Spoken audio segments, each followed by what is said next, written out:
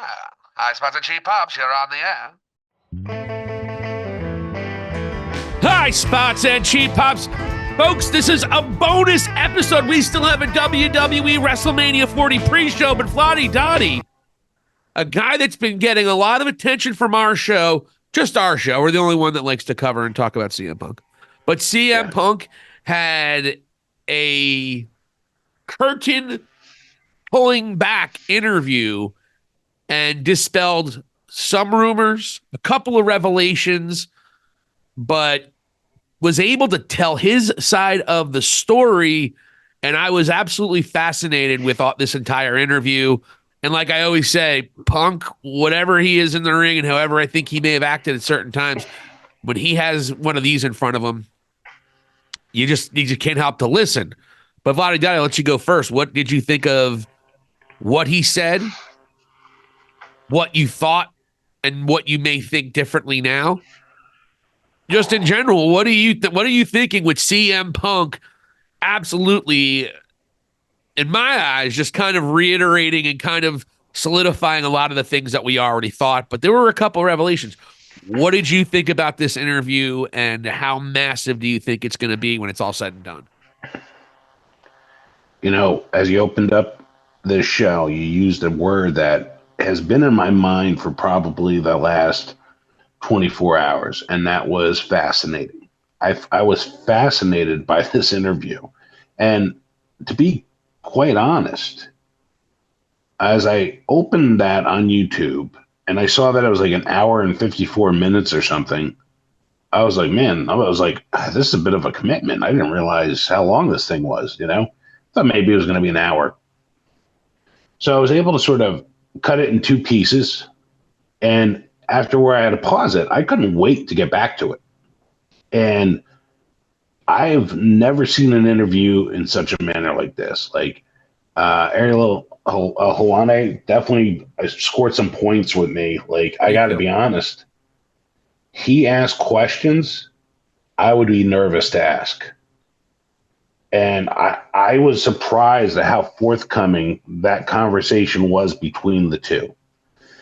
And Ariel just orchestrated this interview beautifully.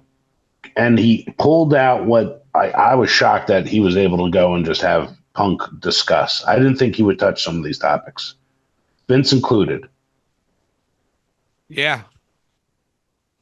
And I was just, you know what, man, Mr. Valley, I got to tell you, like, just being in that room when that conversation, it's like everything I would have wanted to ask was asked. Yeah. I got what I felt was honestly a pretty honest and sincere answer overall. Most of it, I don't feel like he's one to like go and just put on a guise and is just totally at that moment in the interview looking to go and just sway you. He's just telling you his side of it. Yeah. You know? There were a couple things, not necessarily with AEW, but there were a couple things, and I'll get into it in a second. There were a couple things that I was like, come on, bro. But go ahead. Yeah, but yeah, overall, I was just, again, fascinated by the whole conversation. It reinforced some of the thoughts I already had, definitely. But then alluding to some of the other things, like where the NDA was in place was right after Brawl Out, right? So that's the one NDA that was actually in place. And they asked him to sign the NDA. And, this is me just reading between the lines during this interview. It seems as though Punk actually got injured in the locker room part. Yep. And that's with, you have people with, like corporate titles in this company injuring the biggest star that they had, the biggest draw that they had. It's a really bad look, especially when you talk about how safe your workplace is, right? And that was surprising. As I just assumed it happened in the match. I thought he blew his tricep, went, knew it was blown, was like, I'm going to just go and say whatever's on my mind. Well, and then, there's a reason for that. He said he was hurt in the media scrum when he was, I'm old, I'm tired, I'm hurt. So he was in. So that's why I assumed it. I thought his arm was hurting. But I did notice he was eating Mindy's shit like it was nothing. It was the same arm. So it was the right arm. That was the arm he was drinking with, and he was eating a lot of his and he was eating his pastries with when he was having a mental breakdown. Yeah, and you know what? Like, just also he opened up and as you mentioned, pulled the curtain back a little bit and showed you his relationship with Tony Khan as well. Tony Khan was like no way gonna like let him go. Like, here, let me go and produce this other show for you, and we'll separate you guys. And this is going to be your show, and then Wednesday night will be their show, basically. Which you know, you and I pretty much assumed and understood that was happening. It was sort of mentioned at that point. Yeah, but I didn't know Punk already was saying he wanted out of the company. Well, here's the deal. What have I been saying since he went back and kissed the ring? He wanted out of there. He wanted to go to WWE since last spring. Now we know that to be the fact and the case. And Tony said, no, I want you here. Stay. No, we're doing this idea. And CM Punk's like, okay, because he can't just breach his contract. But he's begging him, let me go, Tony, let me go. So when Punk came back, just like I thought, he didn't give a shit. He had no fucks to give. He was going to get himself fired, and that's exactly what he did.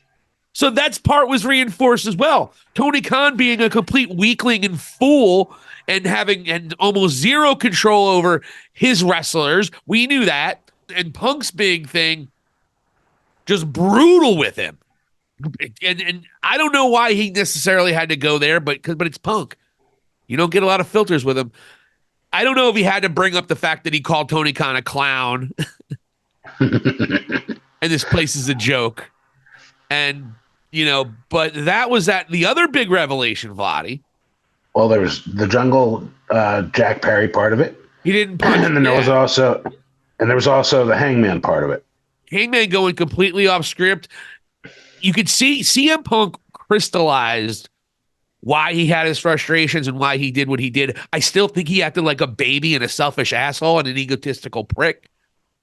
But you do understand, just like even when he's a heel, in real wrestling, you understand where he's coming from. Yeah. And it certainly crystallized how immature and terrible the Elite were and how pathetic Tony Khan can be as an owner. And the fact that these guys took out and possibly injured your top guy, your world champion, over a backroom fight is embarrassing. And quite frankly, the fact that they're still EVPs is a joke. It already was, but now that really makes me just like, are you kidding me? Yeah. Brawl out, and then nothing ever got fixed. And we know the Elite didn't want to do business. That's one of the reasons Punk wanted to leave. They don't want to do business with me. They don't want me here. Yep. And Punk wanted to go back to WWE, and then we found out what happened with Jungle Boy. The thing with Samoa Joe, you kind of felt like he would be the one person to talk sense into CM Punk in that instance. Oh, yeah, definitely. Samoa Joe could, turn it on completely for real there and clean that room. Thank you so much for watching High Spots and Cheap Pops. For Vladdy Dottie, this is Silicon Steve Alley. Hit the subscribe button and let us know what you think. Thank you for watching, and here endeth the lesson.